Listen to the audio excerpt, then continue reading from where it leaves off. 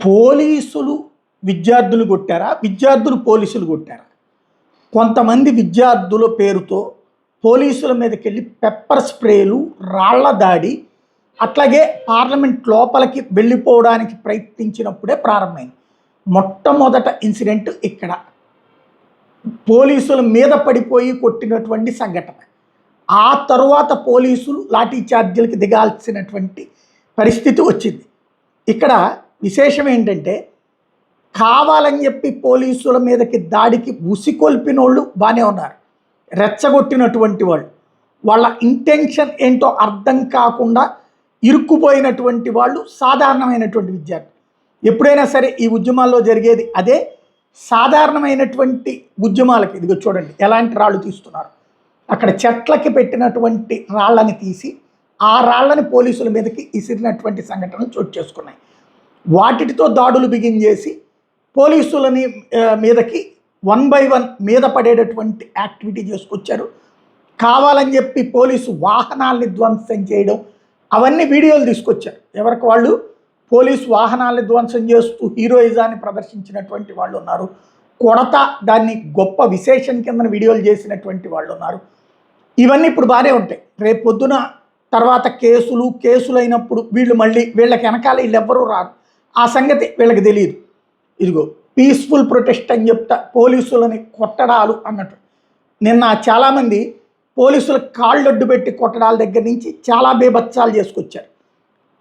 1 by 1 ఈ రెచ్చగొట్టేటటువంటి చర్యలకు దిగినటువంటి వాళ్ళ ఇంటెన్షన్ అయితే ప్రత్యేకించి వాళ్ళు మొహమాటం లేకుండా చెప్పేశారు, మేము గొడవ చేయడానికే వచ్చాము అన్నటువంటిది. ఎస్పెషల్లీ మోడీకి బుద్ధి చెప్పడానికి వచ్చామని మాట్లాడినటువంటి వాళ్ళు బోల్డ్ అంతమంది ఉన్నారు. వీళ్ళందరూ కూడా ఉద్యమాన్ని అడ్డు పెట్టుకుని గొడవలు చేయడానికి ప్రయత్నించినటువంటి వాళ్ళే. ఏదైతే ప్రధానిని హత్య చేయాలి, నాకు గనక అవకాశం ఉంటే నేనే స్వయంగా పనిచేస్తానని మాట్లాడినటువంటి వాళ్ళు కూడా నిన్నున్నారు. అంటే దాంతోపాటుగా ఇక్కడ రాజకీయ కోణం కూడా కాదు, దేశ వ్యతిరేక కోణం, పర్టిక్యులర్గా దేశాన్ని దూషిస్తూ ద్వేషిస్తూ మాట్లాడినటువంటి వాళ్ళు బోల్డ్ అంతమంది. ఇదిగో వీడు అయితే బస్సులో అరెస్ట్ చేస్తుంటే వాడు చూడండి బట్టలోడ తీసుకుని ఇది చూపెట్టుకొచ్చాడనమాట ఓపెన్గా. ఆ తర్వాత పోలీసులు వీడిని పట్టుకుని బాధినటువంటి సంఘటన కూడా జరిగింది. వాడు ఇదిగో ఆ జిప్పెప్ప తీసి చూపెడుతున్నాడు అనమాట. ఆ తర్వాత వీడిని దించి పోలీసులు కొట్టారు. ఇది కూడా తప్పే. ఇప్పుడు ఆ కొట్టినప్పుడు అదిగో పోలీసులు కొట్టారని చూపించారు, కానీ వీడు చేసినటువంటి అసలు విషయాన్ని మాత్రం దాచేసినటువంటి వ్యవహారం కనబడుతుంది. అదే సందర్భంలో పెద్ద ఎత్తున ర్యాపిడ్ యాక్షన్ ఫోర్స్ వాళ్ళనైతే కింద పడేసి కొట్టినటువంటి సంఘటనలు బోలెడు.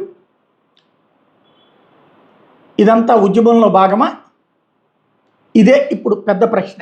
ఉద్యమంలో చేరేటటువంటి వాళ్ళు కొట్టడం కోసం వెళ్ళారా, లేకపోతే అక్కడ తమని తంతే తన్నారా? అంటే ఫస్ట్ తన్నిందైతే మాత్రం పోలీసుల మీద రాళ్ళు వేశాకనే, ప్లస్ ఆ లోపలికి చొరబడే ప్రయత్నం. ఇదిగో ఒక జర్నలిస్ట్ని పట్టుకుని పీక నులుముతా తీసుకెళ్ళినటువంటి అనేక మంది జర్నలిస్టుల మీద ఇట్లాంటి దాడులు జరిగినాయి.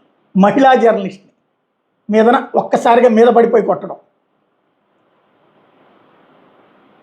ఇవి నేను చోటు చేసుకున్నటువంటి సంఘటనల్లో కీలకమైనటువంటి అంశాలు.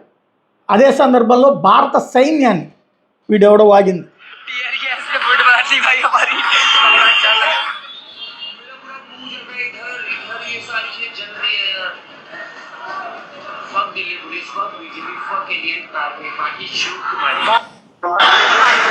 ఇది ఇట్లాంటి వ్యవహారాలు.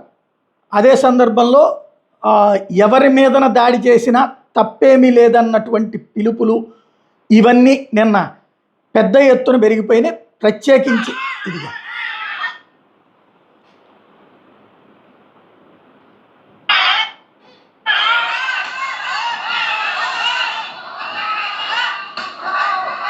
పోలీసులు చాలా సంయమనం పాటించారు. పోలీసులే కనుక నిజంగా వాళ్ళని ఏదన్నా చేయాలనుకుంటే కాల్పులు జరిపితే 800 మంది చచ్చిపోయేవాళ్ళు. ఈ రాళ్ళు వేయడాలు, పోలీసుల్ని కవ్వించడాలు అనేటటువంటిది కావాలని చేసుకొచ్చినటువంటిది.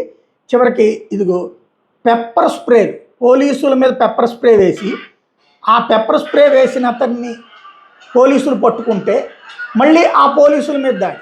ఇదిగో అప్పటికి పోలీసులు అతన్ని పక్కకి తీసుకెళ్ళి కూర్చోబెట్టారు. వాస్తవం పెప్పర్ స్ప్రే వేసిన అతన్ని అక్కడే ఏదో ఒకటి చేసేయచ్చు.